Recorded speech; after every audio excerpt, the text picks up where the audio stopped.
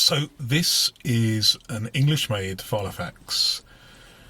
It isn't leather, it's vinyl.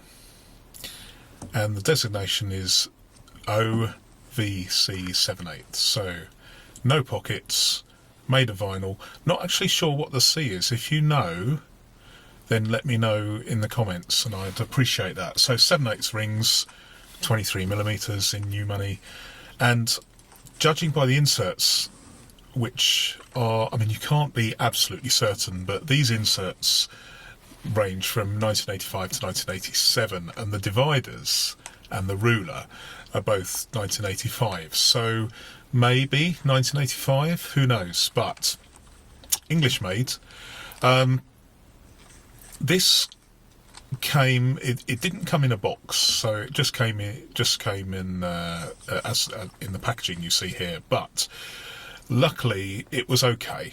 It's fairly robust, so no complaints there.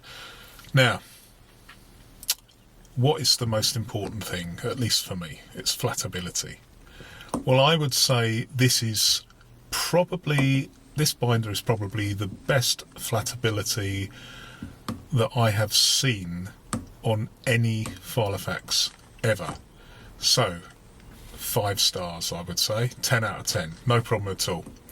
Size, it's the same as my Filofax Sherwood. Okay, so it's 18.7 centimeters by 13 centimeters, which in old money is 7 3/8 inches by 5 1/8 inches. So this vinyl cover, now bearing in mind that this is nearly 40 years old, it's just fabulous.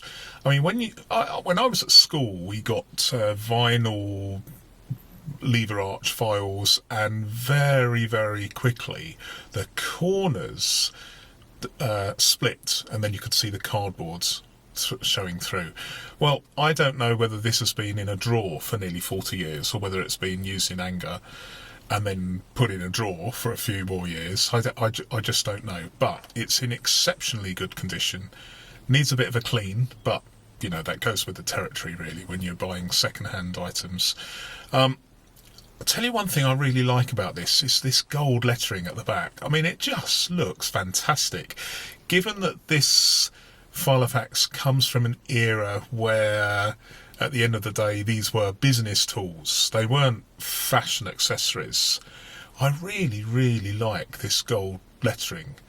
And it's a nice, I mean, it's an acquired taste, but this is, what, snakeskin? Probably a snakeskin print that's been embossed into the vinyl. It's very, very nice, actually. It's quite classy. And it's not so deep that you cannot use the Filofax to write when you've got a single page up against the inside cover. You don't necessarily need anything underneath that. It's okay. Rings. Now this is where it gets slightly tricky. The alignment is okay, thank goodness. But these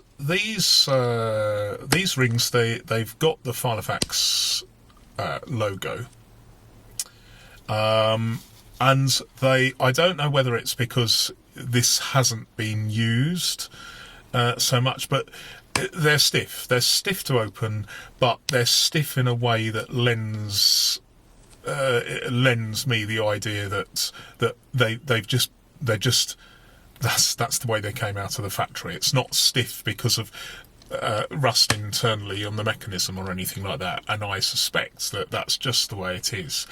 Now, if you're using this as a business tool, as potentially a Filofax, which, you know, a lot of businesses use these for, you know, put the stuff in, and they weren't replacing pages every single day, then that's acceptable, not a problem. But if you were using this every day and shifting things around and adding and subtracting, it might be stiffer than you would like. But there we go. The teeth, they're not as well cut as some of the early mechanisms that you see on vintage English-made Filofaxes. So these they're not quite as well cut. So I don't know the manufacturer. I'm not going to take it apart to have a look. Frankly, it works. It's absolutely fine. There's not a lot I can really say because there's no zip, there's no strap, there's no poppers, there's no pen loop. It is a very, very functional item. So here we are at the conclusion. Now, for me, I would say this is a very, very nice find because I must admit I like Filofaxes that can be just put on the shelf and use just as a file of facts. I like that. Perfect flatability, which is a really big thing for me. So, I mean, there's one thing I would say about this. It is an unusual thing. I've seen one or two of these things online, but this is the first one that I have owned. I'm really pleased I do. It's unusual, isn't it? And I would say it's as stunning as it is practical. It's almost a brutalist design. I love it. I'd say it's even cyberpunk in form. A fantastic thing. And if Ridley Scott had wanted a Filofax for Holden in the original Blade Runner, this is the one he may well have chosen.